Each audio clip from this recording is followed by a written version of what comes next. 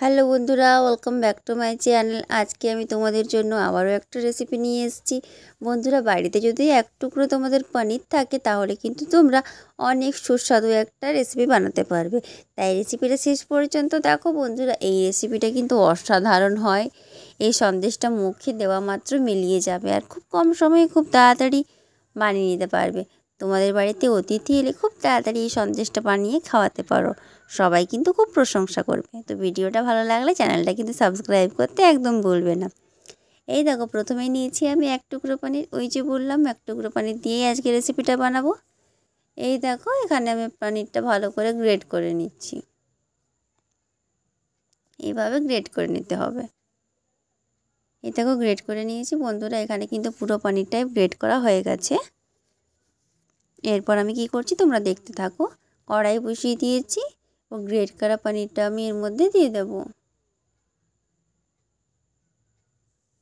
পুরোটা দিয়ে দিলাম।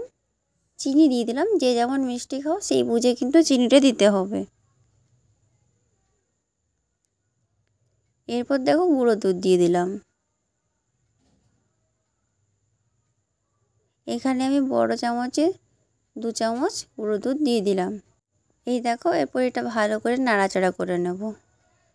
এইরকম করে কিন্তু নাড়াচাড়া করে করতে হবে। লো ফ্লেমে করলে কিন্তু খুব ভালো হয় বন্ধুরা।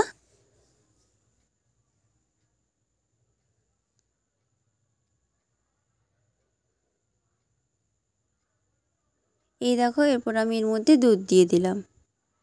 এটা কিন্তু লিকুইড দুধ আমি অ্যাড করে দিলাম। এই দেখো, এটাকে একদম ঘন ঘন করে নিতে হবে।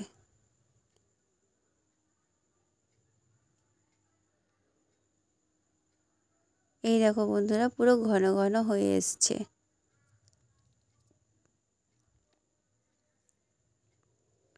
শুকনো শুকনো করে এটাকে আমি নামিয়ে নেব। এই দেখো, শুকনো শুকনো হয়ে এসছে। এরপর এটাকে আমি নামিয়ে নেব। এই দেখো, একটা প্লেটের মধ্যে আমি এটাকে নামিয়ে নেব।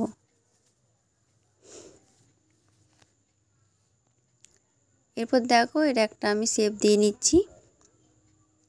যেহেতু আমি চৌকো করবো তাই চৌকো করে এটাকে আমি ফ্রিজে রেখে দেবো 20 মিনিটের জন্য। ফ্রিজ থেকে নিয়ে এসে কেটে ওপর থেকে একটা কিশমিশ দিয়ে দিলেই রেডি বন্ধুরা এই সন্দেশটা। তো পনির দিয়ে সন্দেশের রেসিপিটা কেমন লাগলো বন্ধুরা কমেন্টসের মাধ্যমে জানাতে ভুলবে না। আর বাড়িতে অতিথি আসলে কিন্তু এই রেসিপিটা বানিয়ে খাওয়াবে। সবাই কিন্তু খুবই প্রশংসা করবে আর তোমাদেরও খুবই ভালো লাগবে। এই সন্দেশটা কিন্তু মুখে দেওয়া মাত্র মিলিয়ে যায়, এতটাই সুস্বাদু হয়, একদম অন্যরকম। বানিয়ে দেখো, ভালো লাগলে অবশ্যই একটা লাইক দেবে। আর এইরকম ধরনের আরও নতুন নতুন রেসিপি পাওয়ার জন্য কিন্তু আমার চ্যানেলটা অবশ্যই সাবস্ক্রাইব করে রাখতে হবে। আর পাশে থাকা বেল আইকনটা প্রেস করতে হবে আমার ভিডিওর নোটিফিকেশন সব থেকে আগে পাওয়ার জন্য। সবাই ভালো থেকো, সুস্থ থেকো।